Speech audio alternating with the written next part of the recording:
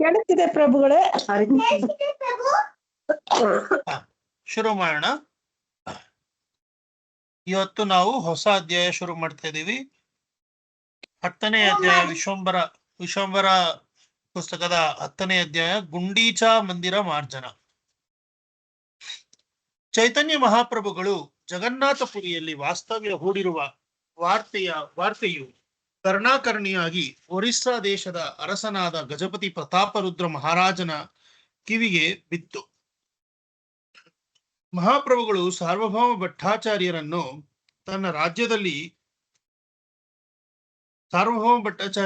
ವೈಷ್ಣವರನ್ನಾಗಿ ಪರಿವರ್ತಿಸಿದ್ದೂ ಅವನಿಗೆ ತಿಳಿಯಿತು. ಮಹಾರಾಜನಿಗೆ ತನ್ನ ರಾಜ್ಯದಲ್ಲಿ ಇಂಥ ಮಹಾವೈಷ್ಣವರೊಬ್ಬರು ಇರುವುದು ಹೆಮ್ಮೆ ಎನಿಸಿತು. ಮಹಾಪ್ರಭುಗಳನ್ನು ಕಣ್ಣಾರೆ ಕಾಣಬೇಕೆನ್ನುವ ಅಭಿಲಾಷೆ ಉಂಟಾಯಿತು. ತಾನು ಅವರ ದರ್ಶನವನ್ನು ಈ ತನಕ ಮಾಡದಿರುವುದು ಕೆಡುಕನಿಸಿತು. ಅರಸನಿಗೆ ನಾನು ಅವರನ್ನು ಭೇಟಿಯಾಗಬೇಕು, ಅವರ ಅನುಗ್ರಹವನ್ನು ಪಡೆಯಬೇಕು ಸಂಕಲ್ಪವಾಯಿತು. ಆತ ತನ್ನ ಅಭಿಲಾಷೆಯನ್ನು ಹೇಗೆ ಪೂರೈಸಿಕೊಳ್ಳಬಹುದು ಎಂದು ಸದಾಕಾಲ ಚಿಂತಿಸತೊಡಗಿದ. ಆಗ ಅವನಿಗೆ ಜಗನ್ನಾಥಪುರಿಯಲ್ಲೇ ವಾಸ್ತವ್ಯ ಇರುವ ಸಾರ್ವಭೌಮ ಭಟ್ಟಾಚಾರ್ಯರ ನೆನಪಾಯಿತು. ಸಾರ್ವಭೌಮ ಭಟ್ಟಾಚಾರ್ಯರು ಆ ದಿನಗಳಲ್ಲಿ ವಿಶೇಷವಾಗಿ ಬಂಗಾಳ ಮತ್ತು ಒರಿಸ್ಸಾ ಪ್ರಾಂತಗಳಲ್ಲಿ ಬಹು ಪ್ರಸಿದ್ಧಿಯನ್ನು ಮನ್ನಣೆಯನ್ನು ಪಡೆದ ವಿದ್ವಾಂಸರಿದ್ದರು. ನಿರಹಂಕಾರಿಗಳಾಗಿದ್ದ ಅವರು ಎಲ್ಲ ಜನರನ್ನು ಕರುಣೆ ಮತ್ತು ಪ್ರೀತಿಯಿಂದ ಕಾಣುತ್ತಿದ್ದರು. ಚೈತನ್ಯ ಮಹಾಪ್ರಭುಗಳು ದಕ್ಷಿಣ ಭಾರತ ಯಾತ್ರೆಗೆ ಹೋಗಿದ್ದ ಸಮಯದಲ್ಲಿ ಮಹಾರಾಜನು ಸಾರ್ವಭೌಮ ಭಟ್ಟಾಚಾರ್ಯರನ್ನು ಕಟಕ ನಗರದಲ್ಲಿರುವ ತನ್ನ ಅರಮನೆಗೆ ಕರೆಯಿಸಿದನು. ತನ್ನ ಮನದಾಸೆಯನ್ನು ಮಹಾಪ್ರಭುಗಳಲ್ಲಿ ತಿಳಿಸಬೇಕು ಎಂದು ಕೇಳಿಕೊಂಡನು. ತಾವು ಯಾವುದೇ ಬಗೆಯಿಂದಲಾದರೂ ಚೈತನ್ಯ ಮಹಾಪ್ರಭುಗಳ ದರ್ಶನವನ್ನು ಮಾಡಿಸುವ ವ್ಯವಸ್ಥೆ ಮಾಡಬೇಕು ಎಂದು ವಿನಮ್ರವಾಗಿ ಬೇಡಿಕೊಂಡನು. ಸಾರ್ವಭೌಮ ಭಟ್ಟಾಚಾರ್ಯರು ಮಹಾರಾಜನ ಬೇಡಿಕೆಯನ್ನು ವಿನಯದಿಂದ ಸ್ವೀಕರಿಸಿ ಅವನಿಗೆ ಚೈತನ್ಯ ಮಹಾಪ್ರಭುಗಳು ಈಗ ದಕ್ಷಿಣ ಭಾರತ ಯಾತ್ರೆಗೆ ಹೋಗಿರುವುದರಿಂದ ಸದ್ಯಕ್ಕೆ ಅವರ ಭೇಟಿಯು ಸಾಧ್ಯವಿಲ್ಲ ಎಂದು ಉತ್ತರಿಸಿದರು. ಮಹಾರಾಜನು ನಿರಾಶನಾಗಿ, ಗುರುಗಳೇ, ಮಹಾಪ್ರಭುಗಳು ಯಾತ್ರೆಗೆ ಹೊರಡಲು ನೀವು ಅವಕಾಶ ನೀಡಿರುವುದು ಸರಿಯಲ್ಲ ಎನ್ನುವುದು ನನ್ನ ಅಭಿಪ್ರಾಯ. ನಿಮಗೆ ಅವರನ್ನು ಜಗನ್ನಾಥಪುರಿಯಲ್ಲೇ ಉಳಿಸಿಕೊಳ್ಳುವ ಸಾಮರ್ಥ್ಯವು ಇದ್ದರೂ ಯಾಕೆ ನೀವು ಅವರನ್ನು ತಡೆಯಲಿಲ್ಲ ಎಂದು ಪ್ರಶ್ನಿಸಿದ. ಸಾರ್ವಭೌಮ ಭಟ್ಟಾಚಾರ್ಯರು ಅದಕ್ಕೆ ಪ್ರತಿಯಾಗಿ, ಮಹಾರಾಜರೇ, ಚೈತನ್ಯ ಮಹಾಪ್ರಭುಗಳು ದೇವೋತ್ತಮ ಪರಮಪುರುಷ. ಅವರನ್ನು ಜಗನ್ನಾಥಪುರಿಯಲ್ಲೇ ಉಳಿಸಿಕೊಳ್ಳುವ ಅಥವಾ ಅವರ ಯಾತ್ರೆಗೆ ಹೋಗುವುದನ್ನು ತಡೆಯುವ ಯಾವ ಸಾಮರ್ಥ್ಯವೂ ನನ್ನಲ್ಲಿಲ್ಲ. ಇಷ್ಟಕ್ಕೂ ಅವರು ತೀರ್ಥಕ್ಷೇತ್ರಗಳನ್ನು ಸಂದರ್ಶಿಸಲು ಹೋಗಿರುವುದು ಖಂಡಿತ ಅವರ ಆತ್ಮೋದ್ಧಾರಕ್ಕಾಗಿ ಅಲ್ಲ. ಅವರು ಹೋಗಿರುವುದು ತೀರ್ಥಕ್ಷೇತ್ರಗಳನ್ನು ಪವಿತ್ರಗೊಳಿಸುವುದಕ್ಕಾಗಿ ಮತ್ತು ಮುಕ್ತ ಜನರ ಉದ್ಧಾರಕ್ಕಾಗಿ ಎನ್ನುವುದನ್ನು ತಾವು ಪರಾಂಬರಿಸಬೇಕು ಎಂದು ಹೇಳಿದರು. ಮಹಾರಾಜನಿಗೆ ಸಮಾಧಾನವಾಯಿತು. ಆತನು, ಆಗಲಿ, ಅವರು ತೀರ್ಥಕ್ಷೇತ್ರ ಯಾತ್ರೆಯಿಂದ ಮರಳಿ ಬಂದ ಮೇಲೆ ಅವರ ಅನುಗ್ರಹ ನನ್ನ ಮೇಲೆ ಬೀಳುವ ಹಾಗೆ ಮಾಡಿ ಎಂದು ಭಿನ್ನವಿಸಿದ. ಭಟ್ಟಾಚಾರ್ಯರು ಅದಕ್ಕೆ ಸಮ್ಮತಿಸಿದರು. ಸದ್ಯದಲ್ಲೇ ಅವರು ಮರಳಿ ಬರುವವರಿದ್ದಾರೆ. ಆಗ ಏಕಾಂತವಾಗಿರಲು ಅವರಿಗೆ ನಿರ್ಜನವಾದ ವಾಸಸ್ಥಳದ ವ್ಯವಸ್ಥೆಯನ್ನು ಮಾಡಬೇಕಾಗಿದೆ. ಅದನ್ನು ತಾವು ದಯವಿಟ್ಟು ನೆರವೇರಿಸಿಕೊಡಬೇಕು ಎಂದು ವಿನಂತಿಸಿದರು. ಮಹಾರಾಜನು ಖಂಡಿತ ಮಾಡಿಕೊಡುತ್ತೇನೆ ಎಂದು ಒಪ್ಪಿದ. ಆಮೇಲೆ ಶ್ರೀ ಜಗನ್ನಾಥ ದೇವಸ್ಥಾನದಿಂದ ಅನತಿ ದೂರದಲ್ಲೇ ಕಾಶಿ ಮಿಶ್ರರ ಮನೆ ಇದೆ. ಅಲ್ಲಿಯೇ ಅವರಿಗೆ ಎಲ್ಲ ವ್ಯವಸ್ಥೆ ಮಾಡಿಸುತ್ತೇನೆ ಎಂದ. ದಕ್ಷಿಣ ಭಾರತ ಯಾತ್ರೆಯಿಂದ ಮರಳಿ ಬಂದ ಚೈತನ್ಯ ಮಹಾಪ್ರಭುಗಳಿಗೆ ಮಹಾರಾಜನು ಕಾಶಿ ಮಿಶ್ರರ ಮನೆಯಲ್ಲಿ ವಾಸ್ತವ್ಯದ ವ್ಯವಸ್ಥೆ ಮಾಡಿದ. ಮಹಾಪ್ರಭುಗಳು ಕಾಶಿ ಮಿಶ್ರರ ಮನೆಯಲ್ಲಿ ವಾಸ್ತವ್ಯ ಇರುವುದು ಜಗಜ್ಜಾಹೀರಾಯಿತು. ಜಗನ್ನಾಥಪುರಿಯ ಜನರು ಸಂತೋಷದಿಂದ ತಂಡೋಪತಂಡವಾಗಿ ಮಹಾಪ್ರಭುಗಳ ದರ್ಶನಕ್ಕೆ ಬರಲು ಪ್ರಾರಂಭಿಸಿದರು. ನಿತ್ಯಾನಂದ ಪ್ರಭುಗಳು, ಸಾರ್ವಭೌಮ ಭಟ್ಟಾಚಾರ್ಯರು ಮತ್ತು ಮಹಾಪ್ರಭುಗಳ ಇತರ ಸಹಚರರೆಲ್ಲರೂ ಚೈತನ್ಯ ಮಹಾಪ್ರಭುಗಳ ಸಾನ್ನಿಧ್ಯದಲ್ಲಿ ದಿನಾ ಇರಬೇಕೆನ್ನುವ ಉತ್ಸಾಹ ತೋರಿದರು. ಅದೊಂದು ದಿನ ಸಾರ್ವಭೌಮ ಭಟ್ಟಾಚಾರ್ಯರು 4-6 ಮಂದಿ ಜಗನ್ನಾಥನ ಪರಿಚಾರಕರನ್ನು ಕರೆತಂದರು. ಮಹಾಪ್ರಭುಗಳಿಗೆ ಅವರ ಪರಿಚಯ ಮಾಡಿಸಲು ಮುಂದಾದರು. ಈತ ಜನಾರ್ದನ, ಜಗನ್ನಾಥನ ಸೇವಾಕರ್ತ. ರಥಯಾತ್ರೆಯ ಸಮಯದಲ್ಲಿ ಬರುವ ಅನವಸರ ಎಂಬ ಆಚರಣೆಯ ಸಂದರ್ಭದಲ್ಲಿ ಈತ ಜಗನ್ನಾಥ, ಬಲದೇವ ಮತ್ತು ಸುಭದ್ರೆಯರ ವಿಗ್ರಹಗಳ ನವೀಕರಣ ಕಾರ್ಯ ಮಾಡುತ್ತಾನೆ. ಈತ ಕೃಷ್ಣದಾಸ, ದೇವರ ಮುಂದೆ ಬಂಗಾರದ ಬೆತ್ತ ಹಿಡಿದು ನಿಲ್ಲುವಾತ. ಈತ ಪ್ರದ್ಯುಮ್ನ ಮಿಶ್ರ, ವೈಷ್ಣವರಲ್ಲಿ ಪ್ರಮುಖನಾದವನು ಮತ್ತು ಜಗನ್ನಾಥನ ದಾಸಾನುದಾಸ. ಇಲ್ಲಿರುವ ಸಹೋದರರು ಶಿಖಿ ಮಾಹಿತಿ ಮತ್ತು ಮುರಾರಿ ಮಾಹಿತಿ, ಜಗನ್ನಾಥನ ಲೆಕ್ಕಪತ್ರಗಳನ್ನು ನೋಡಿಕೊಳ್ಳುವವರು. ಇವರೆಲ್ಲರೂ ಇಂದಿನಿಂದ ನಿಮ್ಮ ಪಾದ ಸೇವಕರು ಎಂದರು. ಮಹಾಪ್ರಭುಗಳು ಅವರೆಲ್ಲರನ್ನೂ ವೀಕ್ಷಿಸಿ ಮುಗುಳ್ನಕ್ಕರು. ಅವರ ಮೇಲೆ ಕರುಣೆ ತೋರಿ ಪ್ರತಿಯೊಬ್ಬರನ್ನೂ ಅಪ್ಪಿಕೊಂಡರು. ಆ ಹೊತ್ತಿನಲ್ಲಿ ಭವಾನಂದರಾಯ ಎನ್ನುವ ಭಕ್ತರೊಬ್ಬರು ತಮ್ಮ 4 ಮಂದಿ ಮಕ್ಕಳೊಂದಿಗೆ ಅಲ್ಲಿ ಕಾಣಿಸಿಕೊಂಡರು. ಭಟ್ಟಾಚಾರ್ಯರು ಮಹಾಪ್ರಭುಗಳಿಗೆ ಅವರನ್ನು ಪರಿಚಯಿಸಿದರು. ರಾಮಾನಂದರಾಯರು ಇವರ ಜ್ಯೇಷ್ಠ ಪುತ್ರ. ಈಗ ಇವರ ಜೊತೆ ಬಂದಿರುವ ಉಳಿದ 4 ಮಕ್ಕಳು ರಾಮಾನಂದರಾಯರ ಹಾಗೆಯೇ ನಿಮ್ಮ ಭಕ್ತರು.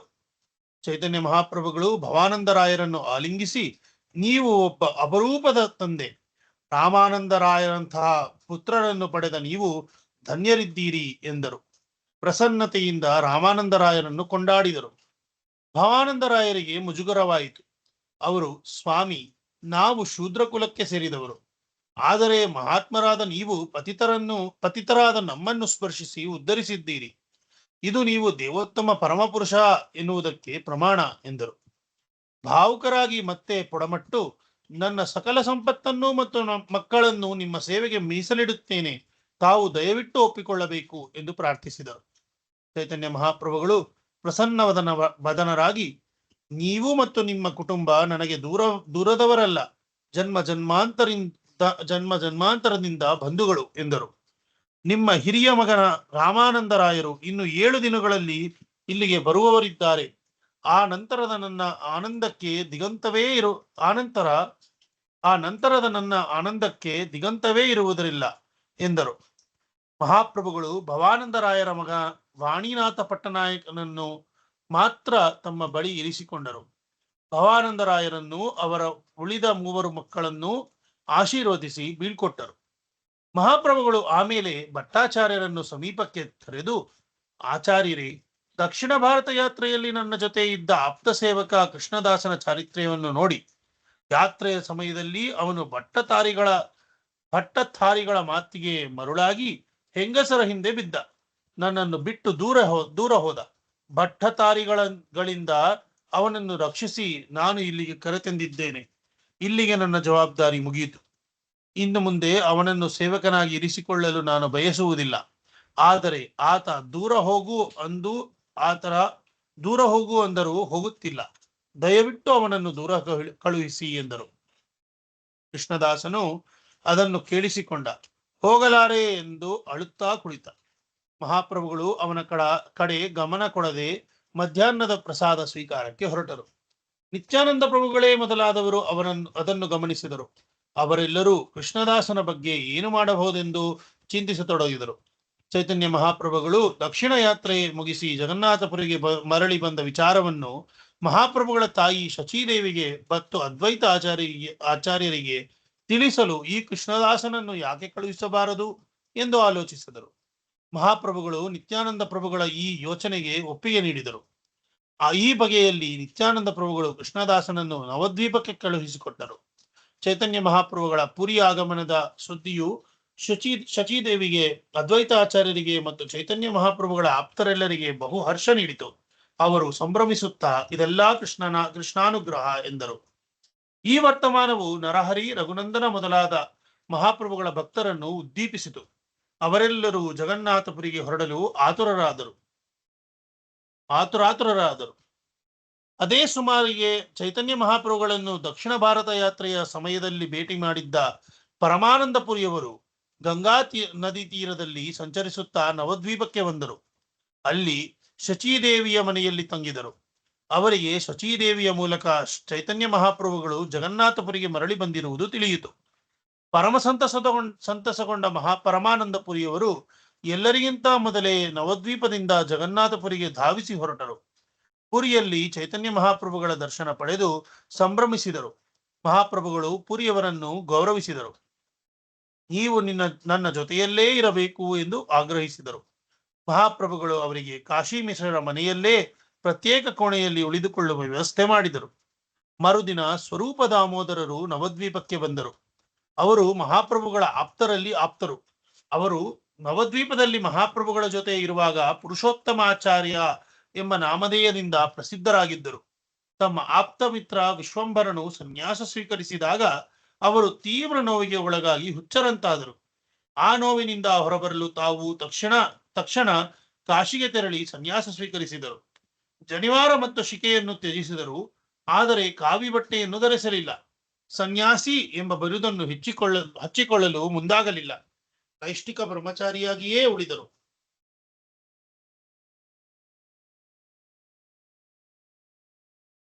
ಸ್ವರೂಪ ದಾಮೋದರರಿಗೆ ಸನ್ಯಾಸ ದೀಕ್ಷೆ ನೀಡಿದವರು ಚೈತನ್ಯಾನಂದ ಭಾರತಿಯವರು. ಅವರು ಸನ್ಯಾಸ ದೀಕ್ಷೆ ನೀಡುವ ಸಮಯದಲ್ಲಿ, ನೀನು ವೇದಾಂತ ಸೂತ್ರವನ್ನು ಅಭ್ಯಾಸ ಮಾಡು, ಅದನ್ನು ಲೋಕೋತ್ತರವಾಗಿ ವಿಬೋಧಿಸು ಎಂದು ಆಜ್ಞಾಪಿಸಿದರು. ಪ್ರಸ್ತುತ ಸ್ವರೂಪ ದಾಮೋದರರು ತಮ್ಮ ಗುರುಗಳ ಅಪ್ಪಣೆ ಪಡೆದು ನೀಲಾಚಲಕ್ಕೆ ಜಗನ್ನಾಥಪುರಿಗೆ ಬಂದರು. ಅವರು ಜಗನ್ನಾಥಪುರಿಯಲ್ಲಿ ಚೈತನ್ಯ ಮಹಾಪ್ರಭುಗಳನ್ನು ಕಂಡಾಕ್ಷಣ ಮಹಾಪ್ರಭುಗಳ ಪಾದಗಳಿಗೆ ಬಿದ್ದರು. ಮಹಾಪ್ರಭುಗಳು ಪರಮ ಸಂತುಷ್ಟಿಯಿಂದ ಸ್ವರೂಪ ದಾಮೋದರರನ್ನು ಬಿಗಿದಪ್ಪಿ, ನೀವು ಇಲ್ಲಿಗೆ ಬರುವುದು ನನಗೆ ಕನಸಿನ ಮೂಲಕ ತಿಳಿದಿತ್ತು. ನೀವು ಇಲ್ಲದೆ ನಾನು ಕುರುಡನಾಗಿದ್ದೆ. ಈಗ ನನಗೆ ಹೊಸ ಕಣ್ಣುಗಳು ಬಂದವು ಎಂದು ಸಂತೋಷ ವ್ಯಕ್ತಪಡಿಸಿದರು. ಸ್ವರೂಪ ದಾಮೋದರರು ಪುರಿಯಲ್ಲೇ ಉಳಿಯಲು ನಿಶ್ಚಯಿಸಿದರು. ಸ್ವರೂಪ ದಾಮೋದರರು ಮಿತಭಾಷಿ ಮತ್ತು ಏಕಾಂತ ಪ್ರಿಯರು. ಅವರು ಎಲ್ಲಿದ್ದಾರೆ ಎನ್ನುವುದು ಯಾರಿಗೂ ತಿಳಿಯದ ಹಾಗೆ ಇರಬಯಸುವವರು. ಆದರೆ ಸದಾ ಕೃಷ್ಣ ಪ್ರಜ್ಞೆಯಲ್ಲಿ ಮುಳುಗಿರುವವರು. ಮಹಾಪ್ರಭುಗಳ ಅನೇಕ ಭಕ್ತರು ಹೊಸ ಹೊಸ ಶ್ಲೋಕಗಳನ್ನು ಬರೆದು ಅಥವಾ ಗ್ರಂಥಗಳನ್ನು ರಚಿಸಿ ಮಹಾಪ್ರಭುಗಳಿಗೆ ಒಪ್ಪಿಸಲು ಸದಾ ಕಾತರರಾಗಿರುತ್ತಿದ್ದರು. ಅಂತಹ ಕೃತಿಗಳನ್ನು ಮಹಾಪ್ರಭುಗಳು ಓದಬೇಕಾದರೆ ಸ್ವರೂಪ ದಾಮೋದರರು ಮೊದಲು ಪರಿಶೀಲಿಸಬೇಕಾಗಿತ್ತು. ಸ್ವರೂಪ ದಾಮೋದರರು ಒಪ್ಪಿಗೆ ನೀಡಿದ ಕೃತಿಗಳು ಮಾತ್ರ ಮಹಾಪ್ರಭುಗಳ ಸನ್ನಿಧಾನಕ್ಕೆ ಹೋಗುತ್ತಿದ್ದವು. ಸ್ವರೂಪ ದಾಮೋದರರು ನವದ್ವೀಪದಲ್ಲಿರುವಾಗ ಅದ್ವೈತ ಆಚಾರ್ಯರಿಗೆ, ನಿತ್ಯಾನಂದ ಪ್ರಭುಗಳಿಗೆ ಮತ್ತು ಶ್ರೀವಾಸ ಠಾಕೂರರಿಗೆ ಅತಿ ಪ್ರಿಯರಾಗಿದ್ದರು. ಪಾಂಡಿತ್ಯದಲ್ಲಿ ಅವರು ಬೃಹಸ್ಪತಿಗೆ ಸಮನಾದವರಾಗಿದ್ದರು. ಅವರಲ್ಲಿದ್ದ ಇನ್ನೊಂದು ವೈಶಿಷ್ಟ್ಯತೆ ಅಂದರೆ ಅವರು ಗಂಧರ್ವರಂತೆ ಹಾಡಬಲ್ಲವರಾಗಿದ್ದರು. ಅವರು ಹಾಡಲು ಕುಳಿತರೆಂದರೆ ಅದು ಶ್ರೀಕೃಷ್ಣನ ಕೊಳಲ ಗಾನಕ್ಕೆ ಸಮ ಎಂಬ ಮಾತು ನವದ್ವೀಪದಲ್ಲಿ ಜನಜನಿತವಾಗಿತ್ತು. ಮಹಾಪ್ರಭುಗಳು ಸ್ವರೂಪ ದಾಮೋದರನನ್ನು ಖುಷಿಯಿಂದ ಬರಮಾಡಿಕೊಂಡರು. ಅವರ ವಸತಿಗೆ ಏಕಾಂತ ಸ್ಥಳದ ವ್ಯವಸ್ಥೆ ಮಾಡಿಕೊಟ್ಟರು. ಮರುದಿನ ಈಶ್ವರಪುರಿಯವರ ಶಿಷ್ಯನಾದ ಗೋವಿಂದನು ಬಂದು ಮಹಾಪ್ರಭುಗಳಿಗೆ ವಂದಿಸಿದ. ಮಹಾಪ್ರಭುಗಳು ಅವನನ್ನು, ಈಶ್ವರಪುರಿಯವರು ಎಲ್ಲಿದ್ದಾರೆ? ನಿನಗೆ ಅವರ ವಿಷಯ ಏನು ತಿಳಿದಿದೆ ಎಂದು ಪ್ರಶ್ನಿಸಿದರು. ಗೋವಿಂದನು ಕೈ ಮುಗಿದ. ಈಶ್ವರಪುರಿಯವರು ಪರಮಸಿದ್ಧಿಯನ್ನು ಪಡೆಯಲು ಈ ಲೋಕವನ್ನು ತ್ಯಜಿಸುವ ಮೊದಲು ನನಗೆ ಚೈತನ್ಯ ಮಹಾಪ್ರಭುಗಳ ಸೇವೆಗೆ ಹೋಗು ಎಂದು ಆಜ್ಞಾಪಿಸಿದರು. ಗುರುಗಳ ಆಜ್ಞೆಯ ಪ್ರಕಾರ ನಾನು ಇಲ್ಲಿ ಬಂದಿರುವೆ ಎಂದು ಭಿನ್ನವಿಸಿದ. ಚೈತನ್ಯ ಮಹಾಪ್ರಭುಗಳು, ನನ್ನ ಗುರುಗಳಾದ ಈಶ್ವರಪುರಿಯವರು ನನ್ನಲ್ಲಿ ಅಪರೂಪದ ಪ್ರೀತಿ ವಾತ್ಸಲ್ಯ ತೋರಿದವರು. ಅವರು ನಿನ್ನನ್ನು ನನ್ನ ಬಳಿ ಕಳುಹಿಸಿದ್ದಾರೆಂದರೆ ಅದು ನನಗೆ ಶಿರೋಧಾರ್ಯ ಎನ್ನುತ್ತಾ ಗೋವಿಂದನನ್ನು ಸೇವಕನಾಗಿ ಒಪ್ಪಿಕೊಂಡರು. ಸಾರ್ವಭೌಮ ಭಟ್ಟಾಚಾರ್ಯರಿಗೆ ತುಸು ಕುತೂಹಲ ಹುಟ್ಟಿತು. ಅವರು ಸಂಕೋಚದಿಂದಲೇ ಮಹಾಪ್ರಭು ಶೂದ್ರವರ್ಗದಿಂದ ಬಂದವನು ಈ ಗೋವಿಂದ. ಇವನನ್ನು ಈಶ್ವರಪುರಿಯವರು ತಮ್ಮ ಸೇವಕನಾಗಿ ನೇಮಿಸಿಕೊಂಡ ಉದ್ದೇಶ ಏನಿರಬಹುದು ಎಂಬುದನ್ನು ದಯವಿಟ್ಟು ತಿಳಿಸಬೇಕು ಎಂದರು. ಮಹಾಪ್ರಭುಗಳು ನಸುನಕ್ಕರು. ಈಶ್ವರಪುರಿಯವರು ಪರಮಜ್ಞಾನಿಗಳು, ಭಗವಂತನಿಗೆ ಸರಿಸಮಾನರಾಗಿದ್ದವರು. ಭಗವಂತನು ಸಂಪೂರ್ಣ ಸ್ವತಂತ್ರನು. ಅವನಿಗೆ ವರ್ಣಾಶ್ರಮದ ಆಚರಣೆಯ ಕಟ್ಟುಪಾಡುಗಳು ಇರುವುದಿಲ್ಲ. ಅದೇ ಬಗೆಯಲ್ಲಿ ಈಶ್ವರಪುರಿಯವರಿಗೂ ಆ ಕಟ್ಟುಪಾಡುಗಳು ಅನ್ವಯಿಸುವುದಿಲ್ಲ. ಆದ್ದರಿಂದ ಅವರು ಶೂದ್ರವರ್ಗದಿಂದ ಬಂದ ಗೋವಿಂದನನ್ನು ಸೇವಕನಾಗಿ ನೇಮಿಸಿಕೊಂಡಿದ್ದರಲ್ಲಿ ದೋಷವೇನೂ ಇಲ್ಲ ಎಂದರು. ಗೋವಿಂದನು ಮಹಾಪ್ರಭುಗಳ ಪಾದಗಳಿಗೆ ನಮಸ್ಕರಿಸಿದ. ಮಹಾಪ್ರಭುಗಳು ಅವನನ್ನು ಹಿಡಿದೆತ್ತಿ ಆಲಿಂಗಿಸಿ, ನೀನು ಇಂದಿನಿಂದ ನನ್ನ ಆಪ್ತ ಸೇವಕನಾಗಿ ಇರುತ್ತೀಯೇ ಎಂದು ಆಶೀರ್ವದಿಸಿದರು. ಗೋವಿಂದನ ಜೊತೆ ರಾಮಾಯಿ ಮತ್ತು ನಂದಾಯಿ ಎನ್ನುವ ಮಹಾಪ್ರಭುಗಳ ಇನ್ನಿಬ್ಬರು ಸೇವಕರು ಜೊತೆಯಾದರು. ಅವರೆಲ್ಲರೂ ಒಟ್ಟಿಗೆ ಇರಲು ಆರಂಭಿಸಿದರು. ಶ್ರೀಲ ಹರಿದಾಸ ಠಾಕೂರರು ಗೋವಿಂದನಿಗೆ ಆಪ್ತರಾದರು. ಮರುದಿನ ಬ್ರಹ್ಮಾನಂದ ಭಾರತಿಯವರು ಮಹಾಪ್ರಭುಗಳನ್ನು ಭೇಟಿಯಾಗಲು ಬಂದರು. ಮಹಾಪ್ರಭುಗಳು ಅವರನ್ನು ತಮ್ಮ ಗುರುಗಳು ಎನ್ನುವಂತೆ ಸ್ವಾಗತಿಸಲು ಮುಂದಾದರು. ಆದರೆ ಮರುಕ್ಷಣ ಬ್ರಹ್ಮಾನಂದ ಭಾರತಿಯವರು ಜಿಂಕೆ ಚರ್ಮವನ್ನು ಧರಿಸಿ ಬರುತ್ತಿರುವುದನ್ನು ಗಮನಿಸಿ ಅಸಂತೋಷಗೊಂಡರು. ಆದ ಕಾರಣ ಅವರು ಭಾರತೀಯವರನ್ನು ಎದುರುಗೊಳ್ಳಲಿಲ್ಲ. ಅವರು ಬ್ರಹ್ಮಾನಂದ ಭಾರತಿಯವರನ್ನು ನೋಡದ ಹಾಗೆ ನಟಿಸಲು ಮುಂದಾದರು. ನನ್ನ ಗುರುಗಳಾದ ಬ್ರಹ್ಮಾನಂದ ಭಾರತಿಯವರು ಎಲ್ಲಿದ್ದಾರೆ ಎಂದು ಈ ಬಳಿ ಇದ್ದ ಮುಕುಂದ ದತ್ತರನ್ನು ಪ್ರಶ್ನಿಸಿದರು. ಮುಕುಂದ ದತ್ತರು ಆತಂಕದಿಂದ, ಮಹಾಪ್ರಭುಗಳೇ, ಅವರು ನಿಮ್ಮ ಎದುರೇ ಕಾಣಿಸುತ್ತಿದ್ದಾರೆ, ನೀವು ಇಲ್ಲ ಎನ್ನುವುದು ಆಶ್ಚರ್ಯ ಎಂದರು. ಮಹಾಪ್ರಭುಗಳು ಗಂಭೀರವಾದರು. ನಾನು ಜಿಂಕೆಯ ಚರ್ಮವನ್ನು ಧರಿಸಿದ ವ್ಯಕ್ತಿಯನ್ನು ಬ್ರಹ್ಮಾನಂದ ಭಾರತಿಯವರು ಎಂದು ಗುರುತಿಸುತ್ತಾರೆ. ನನ್ನ ಗುರುಗಳು ಹಾಗೆ ಇರುವವರಲ್ಲ ಎಂದರು. ಬ್ರಹ್ಮಾನಂದ ಭಾರತಿಯವರಿಗೆ ತಮ್ಮ ತಪ್ಪಿನ ಅರಿವಾಯಿತು. ಅವರು, ನಾನು ಪ್ರತಿಷ್ಠೆಗಾಗಿ ಕೃಷ್ಣಾಜಿನವನ್ನು ಧರಿಸಿದ್ದೇನೆಯೇ ಹೊರತು ಅದರಿಂದ ನನಗೆ ಮೋಕ್ಷ ಪ್ರಾಪ್ತಿಯಾಗುವುದಿಲ್ಲ ಎಂದರು. ಕೃಷ್ಣಾಜಿನವನ್ನು ತ್ಯಜಿಸಲು ನಿರ್ಧರಿಸಿದರು. ಬ್ರಹ್ಮಾನಂದ ಭಾರತಿಯವರ ನಿರ್ಧಾರವು ಮಹಾಪ್ರಭುಗಳಿಗೆ ಸಂತೋಷ ಉಂಟು ಮಾಡಿತು. ಅವರು ತಮ್ಮ ಸೇವಕರಿಗೆ ಸನ್ಯಾಸ ವಸ್ತ್ರಗಳನ್ನು ತರಲು ಆದೇಶಿಸಿದರು. ಬ್ರಹ್ಮಾನಂದ ಭಾರತಿಯವರು ಆ ಸನ್ಯಾಸ ವಸ್ತ್ರಗಳನ್ನು ಧರಿಸಿ ಮಹಾಪ್ರಭುಗಳ ಎದುರು ಬಂದು ನಿಂತರು. ಅವರು ಮಹಾಪ್ರಭುಗಳನ್ನು ಉದ್ದೇಶಿಸಿ, ನಾನು ಇಲ್ಲಿ ಇಬ್ಬರು ಬ್ರಹ್ಮರನ್ನು ಕಾಣುತ್ತಿದ್ದೇನೆ. ಒಬ್ಬನು ಅಚಲ ಮತ್ತು ಶ್ಯಾಮಲ ವರ್ಣದವನು, ಆತನೇ ಜಗನ್ನಾಥ. ಇನ್ನೊಬ್ಬನು ಚರ ಮತ್ತು ಗೌರವರ್ಣದವನು, ಆ ಚರಬ್ರಹ್ಮನು ನೀವೇ. ನೀವಿಬ್ಬರು ಸಮಸ್ತ ವಿಶ್ವವನ್ನೇ ಉದ್ಧರಿಸುತ್ತಿದ್ದೀರಿ ಎಂದು ಕೈಮುಗಿದರು. ಚೈತನ್ಯ ಮಹಾಪ್ರಭುಗಳು ನಕ್ಕರು. ನಿಜ ಮಾತೇನೆಂದರೆ, ನಿಮ್ಮ ಆಗಮನದಿಂದ ಈಗ ನೀಲಾಚಲದಲ್ಲಿ ಇಬ್ಬರು ಬ್ರಹ್ಮರಿದ್ದಾರೆ. ಬ್ರಹ್ಮಾನಂದ ಮತ್ತು ಗೌರಹರಿ ಎವರು ಇಬ್ಬರು ಚರಬ್ರಹ್ಮರು ಮತ್ತು ಜಗನ್ನಾಥನು ಅಚಲನು ಎಂದು ಹೇಳಿದರು. ಬ್ರಹ್ಮಾನಂದ ಭಾರತಿಯವರು ಸಾರ್ವಭೌಮ ಭಟ್ಟಾಚಾರ್ಯರಾಚೆ ತಿರುಗಿದರು. ಭಟ್ಟಾಚಾರ್ಯರೇ, ನೀವು ತೀರ್ಪು ನೀಡಬಹುದೇ ಎಂದು ತುಂಟತನದಿಂದ ಪ್ರಶ್ನಿಸಿದರು.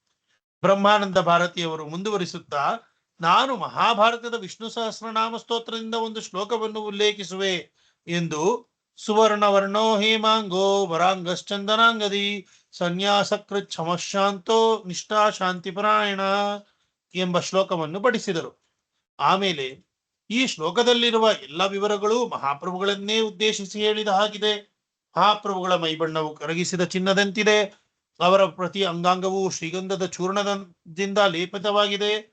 ಸನ್ಯಾಸ ಸ್ವೀಕರಿಸಿರುವ ಅವರು ಸ್ಥಿರಚಿತ್ತದವರಾಗಿದ್ದಾರೆ. ಹರೇ ಕೃಷ್ಣ ಮಂತ್ರವೇ ಅವರ ಧ್ಯೇಯ. ಆ ಧ್ಯೇಯ ಸಾಧನೆಯಲ್ಲಿ ಅವರು ಅಚಲರು. ಅವರು ಸಾಧಿಸುವ ಅಚಿಂತ್ಯ ಭೇದಾಭೇದ ಸಿದ್ಧಾಂತದಲ್ಲಾಗಲಿ ಶಾಂತ ಮನೋಧರ್ಮದಲ್ಲಾಗಲಿ ಅವರ ದೃಢನಿಷ್ಠೆಯ ಭಾವವು ಅಸಾಧಾರಣವಾದದ್ದು. ಈ ಕಾರಣಗಳಿಂದ ನಾನು ಚೈತನ್ಯ ಮಹಾಪ್ರಭುಗಳ ಬಗ್ಗೆ ಈ ಮುಂಚೆ ಹೇಳಿದ ಮಾತುಗಳು ಸತ್ಯವಾದವು ಎಂದರು. ಸಾರ್ವಭೌಮ ಭಟ್ಟಾಚಾರ್ಯರು ಬ್ರಹ್ಮಾನಂದ ಭಾರತಿಯವರು ವಾದದಲ್ಲಿ ಗೆದ್ದಿದ್ದಾರೆ ಎಂದು ತೀರ್ಪು ನೀಡಿದರು. ಮಹಾಪ್ರಭುಗಳು, ಸರಿ, ನಿಮ್ಮಿಷ್ಟದಂತೆಯೇ ಆಗಲಿ ಎಂದರು. ಬ್ರಹ್ಮಾನಂದ ಭಾರತಿಯವರಿಂದ ತಾನು ಪರಾಜಿತನಾದೆ ಎಂಬಂತೆ ವರ್ತಿಸಿದರು. ಆಮೇಲೆ, ಶಿಷ್ಯನು ಗುರುವಿನ ಜೊತೆ ವಾದಿಸಲು ಹೋದರೆ ಗುರುವು ಗೆಲ್ಲುವುದು ನಿಶ್ಚಿತ ಎಂದು ನಕ್ಕರು.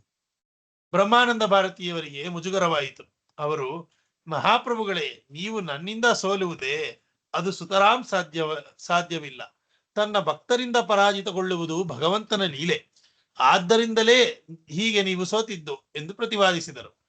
ಮುಂದುವರಿಸುತ್ತಾ, ಅದ್ವೈತ ಸಿದ್ಧಾಂತವಾದಿಗಳು ನನ್ನನ್ನು ವಿಶೇಷವಾಗಿ ಆರಾಧಿಸುತ್ತಿದ್ದರು.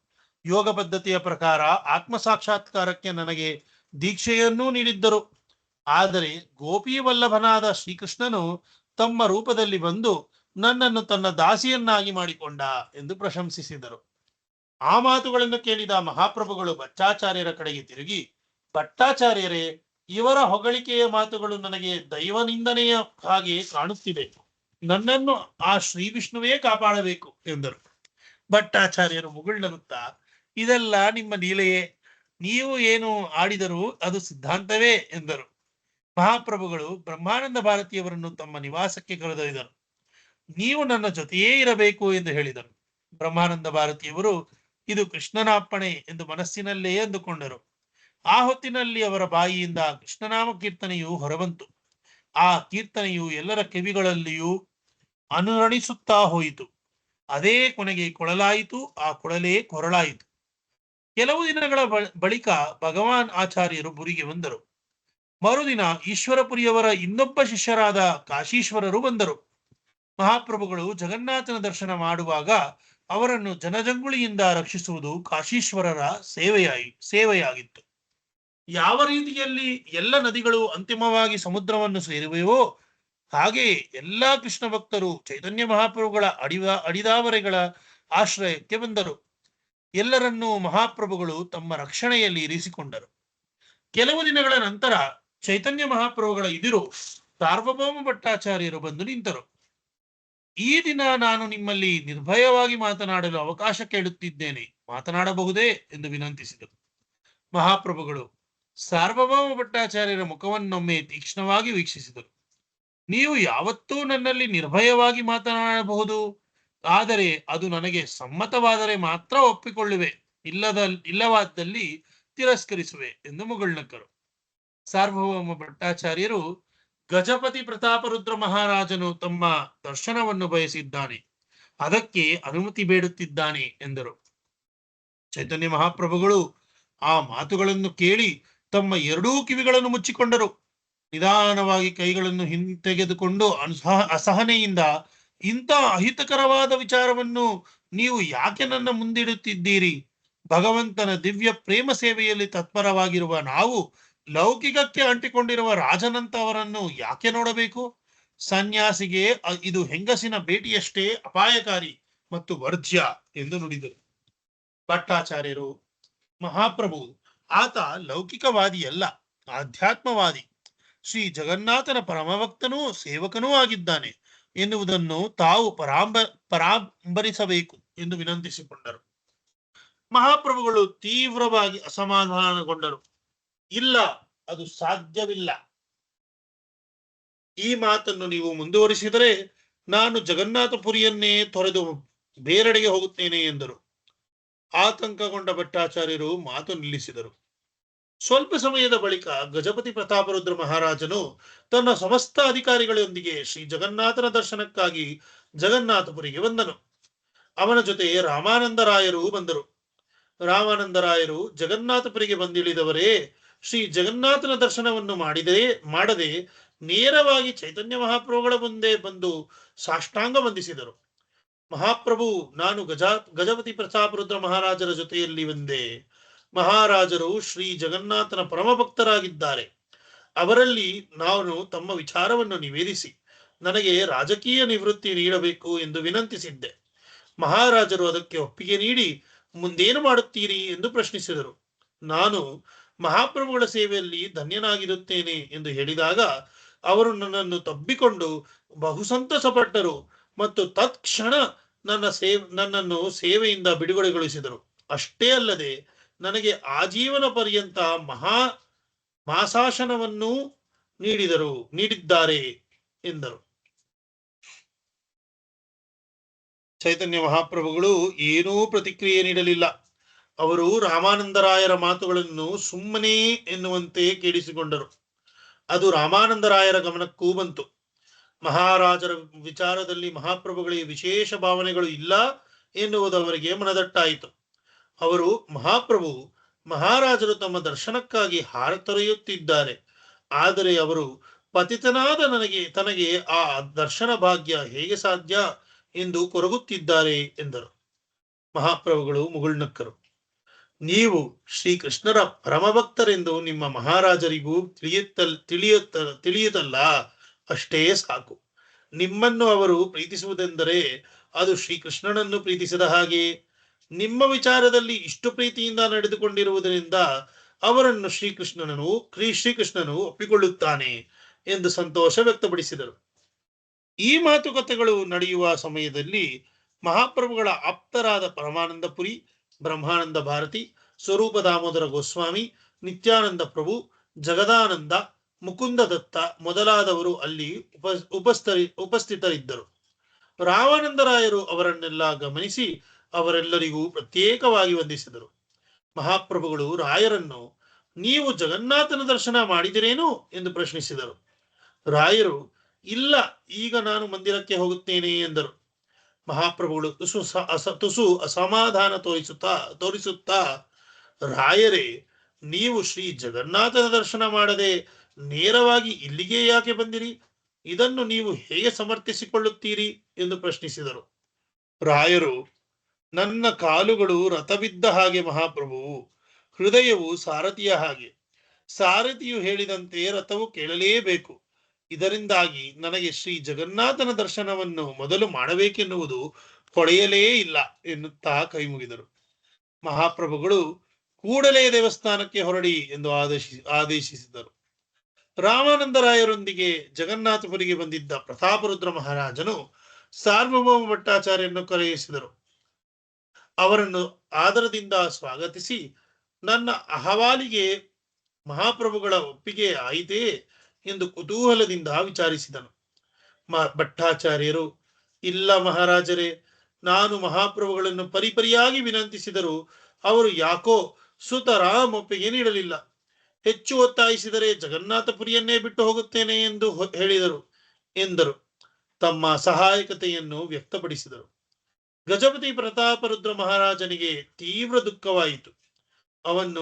ಅವನು ಜಗಾಯಿ ಮದಾಯಿರಂತವರನ್ನು ಮಹಾಪ್ರಭುಗಳು ಉದ್ಧರಿಸಿದ್ದಾರೆ, ನನ್ನನ್ನು ಬಿಟ್ಟು ಉಳಿದವರೆಲ್ಲರನ್ನು ಮಹಾಪ್ರಭುಗಳು ಉದ್ಧರಿಸುತ್ತಾರೆಂದರೆ ನಾನಿಂಥ ಪಾಪಿ ಎಂದು ಆಡಿಕೊಂಡ. ಭಟ್ಟಾಚಾರ್ಯರು, ತಾವು ಹಾಗೆ ಭಾವಿಸಬಾರದು ಎಂದರು. ಅವನಿಗೆ ಬಗೆಬಗೆಯಲ್ಲಿ ತಿಳಿ ಹೇಳಿದರು. ಮಹಾರಾಜನು, ಇಲ್ಲ ಭಟ್ಟಾಚಾರ್ಯರೇ, ಅವರನ್ನು ನಾನು ಹತ್ತಿರದಿಂದ ನೋಡಬಾರದು ಎಂದಿದ್ದರೆ ಅದು ಹಾಗೇ ಇರಲಿ. ಆದರೆ ನಾನು ಅವರನ್ನು ದೂರದಿಂದಾದರೂ ನೋಡಬೇಕು ಎನ್ನುವುದು ನನ್ನ ಬಯಕೆ. ಅದೂ ಸಾಧ್ಯವಿಲ್ಲದಾದರೆ ನಾನು ಪ್ರಾಣತ್ಯಾಗ ಮಾಡುವುದು ನಿಶ್ಚಿತ ಎಂದು ನಿರ್ಧಾರ ಪ್ರಕಟಿಸಿದ. ಭಟ್ಟಾಚಾರ್ಯರು ಮಹಾರಾಜನನ್ನು ಸಮಾಧಾನಪಡಿಸಲು ಮುಂದಾದರು. ಮಹಾರಾಜರೇ, ಗೀತೆಯಲ್ಲಿ ಶ್ರೀಕೃಷ್ಣನೇ ಹೇಳಿದ ಮಾತೊಂದಿದೆ. ಅದು ಸದಾ ನನ್ನ ಚಿಂತನೆಯಲ್ಲಿ ಇದ್ದು, ನೀನು ನನ್ನ ಅರ್ಚನೆಯಲ್ಲಿ ತೊಡಗಿಸಿಕೊಂಡರೆ ಶೀಘ್ರದಲ್ಲೇ ನೀನು ನನ್ನನ್ನು ಹೊಂದುತ್ತೀಯೇ ಎಂಬ ಅರ್ಥದ್ದು. ದಯವಿಟ್ಟು ತಾವು ಅದನ್ನು ಕೇಳಬೇಕು ಎಂದರು. ಮನ್ಮನ ಭವಮದ್ಭಕ್ತೋ ಮದ್ಯಾಜಿ ಮಾಂ ನಮಸ್ಕುರು ಮಾಮೇ ವೈಶ್ಯಸಿ ಯುಕ್ತೈವಂ ಆತ್ಮಾನಾಂ ಮತ್ಪರಾಯಣ ಎಂಬ ಶ್ಲೋಕವನ್ನು ಪಠಿಸಿದರು. ಮಹಾರಾಜನು ಸಂತುಷ್ಟನಾದ. ಭಟ್ಟಾಚಾರ್ಯರೇ, ನನಗೆ ಚೈತನ್ಯ ಮಹಾಪ್ರಭುಗಳನ್ನು ದೂರದಿಂದಾದರೂ ನೋಡುವ ಅವಕಾಶವು ಹೇಗೆ ಸಿಗಬಹುದು ಎಂಬುದನ್ನು ನೀವು ತಿಳಿಸಬೇಕು ಎಂದು ಭಟ್ಟಾಚಾರ್ಯರನ್ನು ವಿನಂತಿಸಿದ. ಭಟ್ಟಾಚಾರ್ಯರಿಗೆ ಸಮಾಧಾನವಾಯಿತು. ಅವರು, ಮಹಾರಾಜರೇ, ಮುಂದೆ ರಥಯಾತ್ರೆಯ ಸಮಯದಲ್ಲಿ ಚೈತನ್ಯ ಮಹಾಪ್ರಭುಗಳು ಗುಂಡೀಚಾ ಉದ್ಯಾನವನವನ್ನು ಪ್ರವೇಶಿಸುವ ಸಂದರ್ಭವು ಒದಗಿ ಬರುತ್ತದೆ. ಆಗ ಮಹಾಪ್ರಭುಗಳು ಪ್ರೇಮೋನ್ಮಾದದಲ್ಲಿರುತ್ತಾ ಬಾಹ್ಯ ಪ್ರಜ್ಞೆಯಲ್ಲದೆ ಇರುತ್ತಾರೆ. ಆ ಸಂದರ್ಭದಲ್ಲಿ ನೀವು ಶ್ರೀಕೃಷ್ಣನು ಗೋಪಿಕೆಯರೊಂದಿಗೆ ರಾಸನೃತ್ಯ ಮಾಡುವುದಕ್ಕೆ ಸಂಬಂಧಿಸಿದ ಶ್ರೀಮದ್ ಭಾಗವತದ 5 ಅಧ್ಯಾಯಗಳನ್ನು ಅಲ್ಲಿ ಪಠಿಸಬೇಕು. ಅದನ್ನು ಕೇಳಿದೊಡನೆಯೇ ಮಹಾಪ್ರಭುಗಳು ಪರವಶರಾಗಿ ಬಿಡುತ್ತಾರೆ. ಆ ಹೊತ್ತಿನಲ್ಲಿ ನೀವು ಮಹಾಪ್ರಭುಗಳ ಪಾದಗಳನ್ನು ಹಿಡಿದುಕೊಳ್ಳಬಹುದು. ಈಗಾಗಲೇ ರಾಮಾನಂದರಾಯರು ಮಹಾಪ್ರಭುಗಳಲ್ಲಿ ನಿಮ್ಮ ಕುರಿತಾಗಿ ಇರುವ ಅಭಿಪ್ರಾಯವನ್ನು ಬದಲಾಯಿಸಿದ್ದಾರೆ ಎಂದರು. ಮರುದಿನ 3 ದಿನಗಳ ಬಳಿಕ ಜಗನ್ನಾಥನ ಸ್ನಾನಯಾತ್ರೆಯ ದಿನ ಬಂತು. ಚೈತನ್ಯ ಮಹಾಪ್ರಭುಗಳು ಜಗನ್ನಾಥನ ಸನ್ನಿಧಿಯಲ್ಲಿ ನಿಂತರು. ಪರಮ ಸಂತೋಷವನ್ನು ಅನುಭವಿಸಿದರು. ಇದಾದ 15 ದಿನಗಳ ಬಳಿಕ ಜಗನ್ನಾಥನ ರಥೋತ್ಸವವು ನಡೆಯುವುದು ರೂಢಿ. ಅದಕ್ಕಾಗಿ ಜಗನ್ನಾಥ, ಬಲದೇವ ಮತ್ತು ಸುಭದ್ರೆಯ ವಿಗ್ರಹಗಳಿಗೆ ಬಣ್ಣವನ್ನು ಲೇಪಿಸಲಾಗುತ್ತದೆ. ಆ ದಿನಗಳಲ್ಲಿ ಭಕ್ತರಿಗೆ ದೇವರ ದರ್ಶನದ ಭಾಗ್ಯ ಇಲ್ಲವಾಗುತ್ತದೆ. ಈ ಕಾಲಾವಧಿಯನ್ನು ಸ್ವಾಮಿಯ ಏಕಾಂತವಾಸ ಎಂದು ಊರ ಮಂದಿ ಹೇಳುತ್ತಾರೆ. ಚೈತನ್ಯ ಮಹಾಪ್ರಭುಗಳಿಗೆ ಸ್ವಾಮಿಯ ಏಕಾಂತವಾಸವನ್ನು ಸಹಿಸಲಾಗಲಿಲ್ಲ. ಅವರು ಕೃಷ್ಣನ ಅಗಲಿಕೆಯಿಂದ ಗೋಪಿಕೆಯರು ಅನುಭವಿಸುತ್ತಿದ್ದ ತರಹದ ವಿರಹ ವೇದನೆಯನ್ನು ಅನುಭವಿಸತೊಡಗಿದರು. ಜಗನ್ನಾಥನ ದರ್ಶನವಿಲ್ಲದೆ ಪೂರಿಯಲ್ಲಿ ನಿಲ್ಲದಾದರು. ಅವರು ಆ 15 ದಿನಗಳ ಕಾಲವನ್ನು ಅಲಾಲನಾಥದಲ್ಲಿ ಕಳೆಯಲು ನಿಶ್ಚಯಿಸಿ ಅಲ್ಲಿಗೆ ಹೊರಟು ಬಂದರು. ಮಹಾಪ್ರಭುಗಳನ್ನು ಹಿಂಬಾಲಿಸಿ ಅನೇಕ ಭಕ್ತರು ಬಂದರು. ಪುರಿಗೆ ಮರಳಿ ಬರಲೇಬೇಕು ಎಂದು ಮಹಾಪ್ರಭುಗಳನ್ನು ಒತ್ತಾಯಿಸಿ ಮನವೊಲಿಸಿ ಪುರಿಗೆ ಕರೆತಂದರು.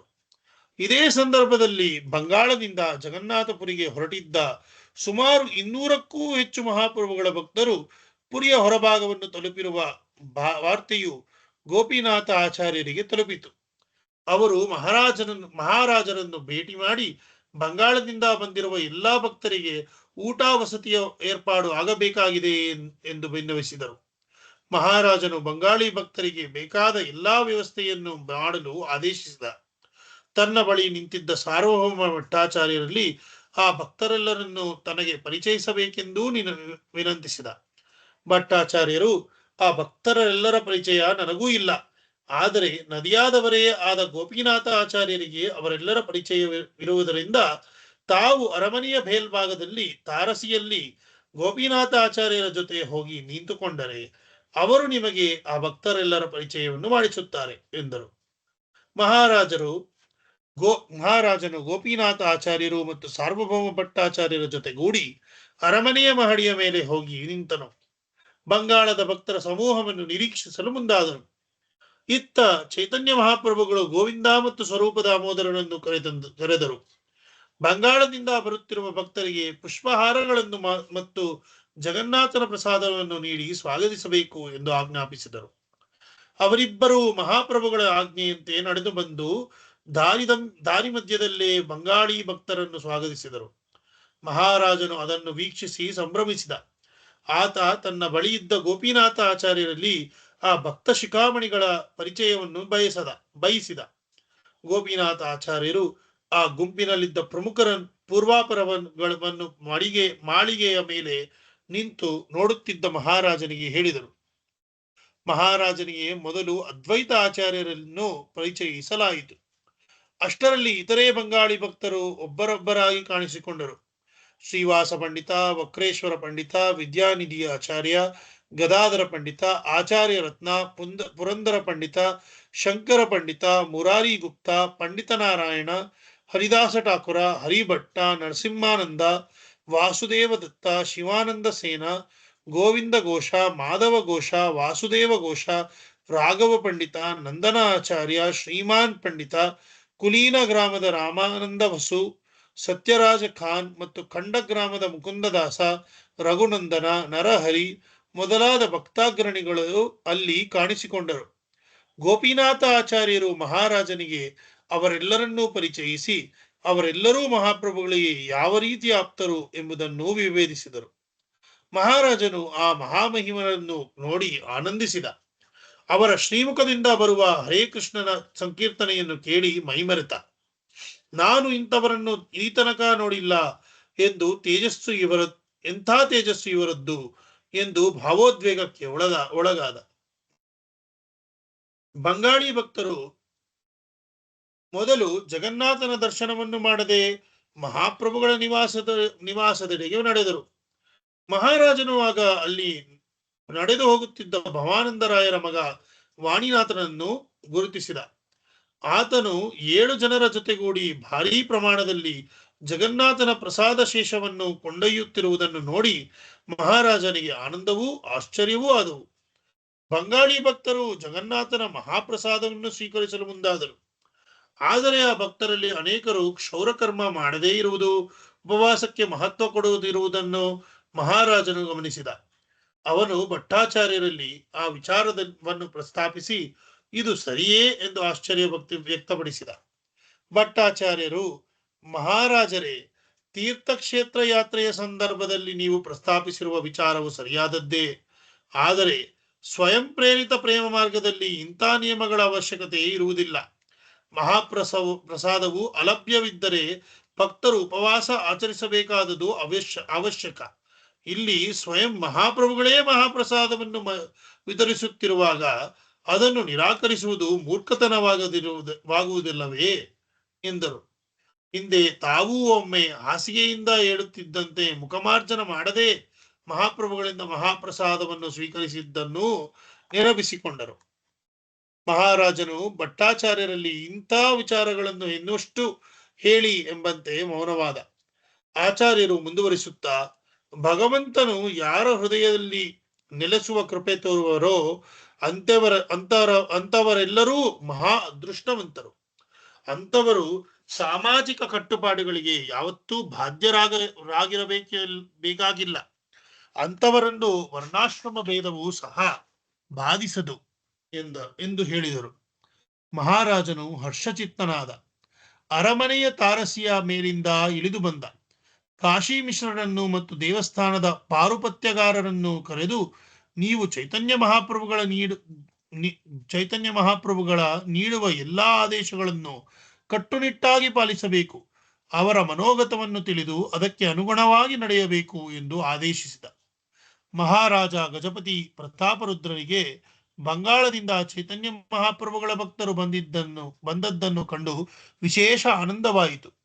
ಅವರೆಲ್ಲರೂ ಅನುಭವಿಸುತ್ತಿರುವ ಮಹಾಪ್ರಭುಗಳ ಸಾನ್ನಿಧ್ಯ ಸುಖವು ತನಗೆ ಒಮ್ಮೆಯೂ ಸಿಕ್ಕಿಲ್ಲವಲ್ಲ ಎಂಬ ನೋವು ಅವನನ್ನು ಮೊದಲಿಗಿಂತ ಹೆಚ್ಚು ಕಾಡಿತು. ಅವನು ಆ ನೋವನ್ನು ಮತ್ತೆ ಸಾರ್ವಭೌಮ ಭಟ್ಟಾಚಾರ್ಯರಲ್ಲಿ ನಿವೇದಿಸಿದ.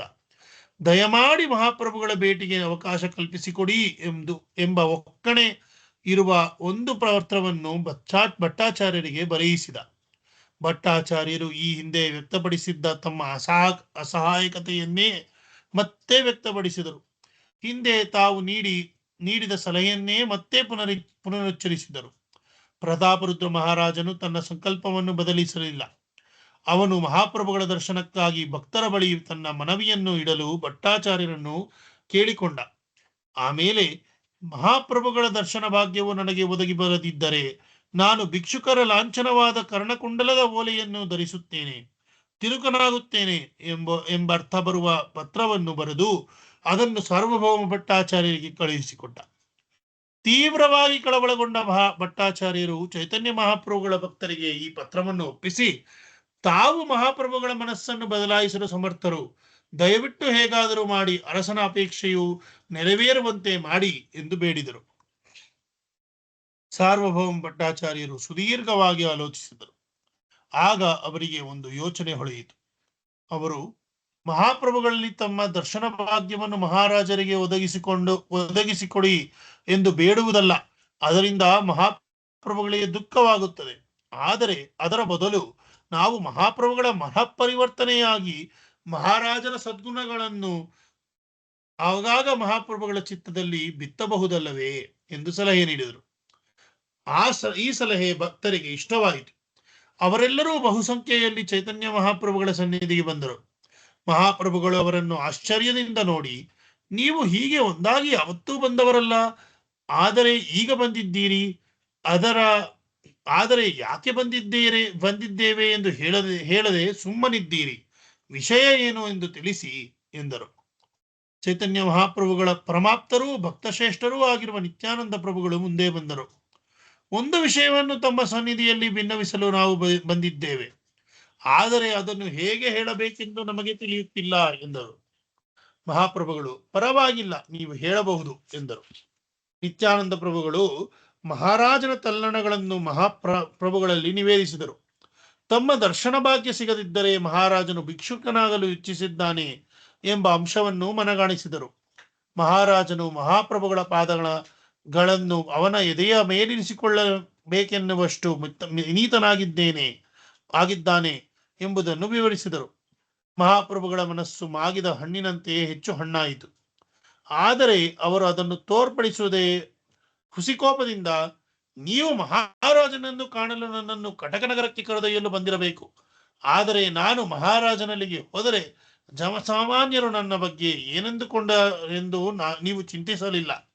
ಒಂದು ಉದಾಹರಣೆಯಾಗಿ ಹೇಳುವುದಾದರೆ, ಈಗ ನಿಮ್ಮ ಜೊತೆಯಲ್ಲಿರುವ ಈ ದಾಮೋದರ ಪಂಡಿತರು ನಾನು ಮಹಾರಾಜನನ್ನು ಭೇಟಿಯಾದರೆ ನನಗೆ ವಾಗ್ದಂಡನೆ ವಿಧಿಸದೆ ಇರಲು ಸಾಧ್ಯವೇ ಎಂದು ಪ್ರಶ್ನಿಸಿದರು. ದಾಮೋದರ ಪಂಡಿತರು ಚೈತನ್ಯ ಮಹಾಪ್ರಭುಗಳ ಪರಮ ಭಕ್ತರು. ಆದರೆ ಮಹಾಪ್ರಭುಗಳ ನಡೆನುಡಿಗಳನ್ನು ಅಷ್ಟೇ ಕಠೋರವಾಗಿ ವಿಮರ್ಶಿಸುತ್ತಾ ಬಂದವರು. ಮಹಾಪ್ರಭುಗಳಿಗೆ ಅವರೆಂದರೆ ಇಷ್ಟ. ಪಂಡಿತರ ಕಠೋರ ಮಾತುಗಳಲ್ಲೂ ಅವರಿಗೆ ಗೌರವ. ದಾಮೋದರ ಪಂಡಿತರು ಮಹಾಪ್ರಭುಗಳಿಗೆ ಕೈ ಮುಗಿದು, ದಯವಿಟ್ಟು ನನ್ನನ್ನು ಮುಜುಗರಪಡಿಸಬೇಡಿ ಮಹಾಪ್ರಭು. ತಾವು ದೇವದೇವೋತ್ತಮರು ಮತ್ತು ಸರ್ವಸ್ವತಂತ್ರರು. ಯುಕ್ತಾಯುಕ್ತದ ಮಾತುಗಳನ್ನು ಜಗತ್ತಿಗೆ ತಿಳಿ ಹೇಳುವವರು. ನಾನಾದರೋ ಜನಸಾಮಾನ್ಯರ ಗಣನೆಗೂ ಬಾರದಂತ ವ್ಯಕ್ತಿ. ತಾವು ಮಹಾರಾಜನಿಗೆ ದರ್ಶನ ಭಾಗ್ಯ ನೀಡುವಿರಾದರೆ ಅದನ್ನು ನೋಡಿ ನಾನೂ ಸಂತೋಷಿಸುತ್ತೇನೆ ಎಂದರು. ಮಹಾಪ್ರಭುಗಳು ಅದಕ್ಕೆ ಪ್ರತಿಕ್ರಿಯೆ ನೀಡಲಿಲ್ಲ. ಉತ್ಸಾಹಿತರಾದ ಪಂಡಿತರು, ದೊರೆಗಳಿಗೆ ತಮ್ಮ ಮೇಲೆ ಅತೀವ ಗೌರವ ಇರುವುದು ಎಲ್ಲರಿಗೂ ಗೊತ್ತು. ಆ ಪವಿತ್ರ ಭಾವದಿಂದಾಗಿ ತಾವು ಮಹಾರಾಜನನ್ನು ಸ್ಪರ್ಶಿಸಿ ಆಶೀರ್ವದಿಸಲೂಬಹುದು. ನಿತ್ಯಾನಂದ ಪ್ರಭುಗಳು ಮಧ್ಯಪ್ರವೇಶಿಸಿ, ತಮ್ಮ ದರ್ಶನ ಭಾಗ್ಯವು ದೊರೆಗೆ ಸಿಗದಿದ್ದರೆ ಅವರು ಬದುಕಿ ಉಳಿಯುವುದು ಕಷ್ಟ ಸಾಧ್ಯ ಎಂಬ ಮಾತು ಕೇಳಿಬರುತ್ತಿದೆ.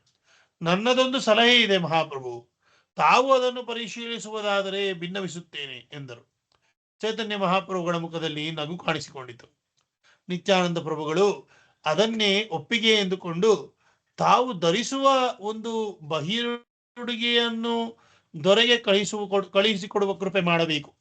ಇದರಿಂದ ಮಹಾರಾಜರಿಗೆ ತಮ್ಮ ದರ್ಶನ ಭಾಗ್ಯವು ಮುಂದೆ ಆದೀತು ಎಂದು ಅನಿಸಬಹುದು. ಇದರಿಂದ ಅವರು ಬದುಕುಳಿಯಬಹುದು ಎಂಬ ಪ್ರಸ್ತಾಪವನ್ನು ಮುಂದಿಟ್ಟರು. ಮಹಾಪ್ರಭುಗಳು, ನಾನು ನಿಮ್ಮಂತಹ ವಿದ್ವಾಂಸರ ಮಾತುಗಳನ್ನು ತಿರಸ್ಕರಿಸಲಾರೆ, ನಿಮ್ಮಿಷ್ಟದಂತೆಯೇ ಆಗಲಿ ಎಂದರು.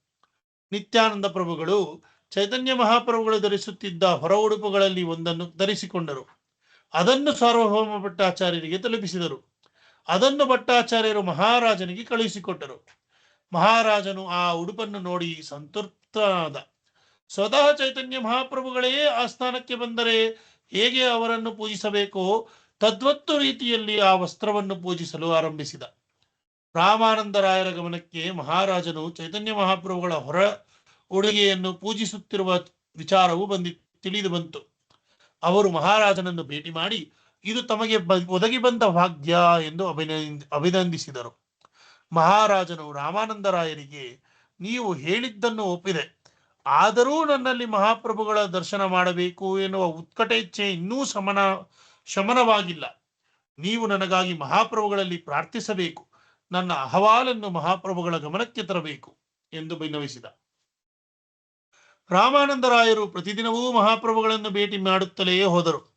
ಆ ಸಮಯದಲ್ಲಿ ತಮ್ಮ ರಾಜತಾಂತ್ರಿಕ ಕೌಶಲ್ಯವನ್ನು ಉಪಯೋಗಿಸಿ ಮಹಾಪ್ರಭುಗಳ ಮನಸ್ಸು ಮಹಾರಾಜರ ವಿಷಯದಲ್ಲಿ ಮೃದುವಾಗುವಂತೆ ಮಾಡಲು ಶತಾಯಗತಾಯ ಪ್ರಯತ್ನಿಸಿದರು. ಆದರೂ ಭೇಟಿಯು ಇನ್ನೂ ದೂರದ ಮಾತಾಯಿತು. ಇದರಿಂದ ಮಹಾರಾಜನ ತಳಮಳವು ಜಾಸ್ತಿಯಾಗುತ್ತಲೇ ಹೋಯಿತು. ಅದೊಂದು ದಿನ ರಾಮಾನಂದರಾಯರು ಮಹಾಪ್ರಭುಗಳಲ್ಲಿ ಒಮ್ಮೆಯಾದರೂ ತಮ್ಮ ಪಾದ ಕಮಲಗಳನ್ನು ಮಹಾರಾಜರಿಗೆ ತೋರಿಸಿ ಅನುಗ್ರಹಿಸಬೇಕು ಎಂದು ಬೇಡಿಕೊಂಡರು.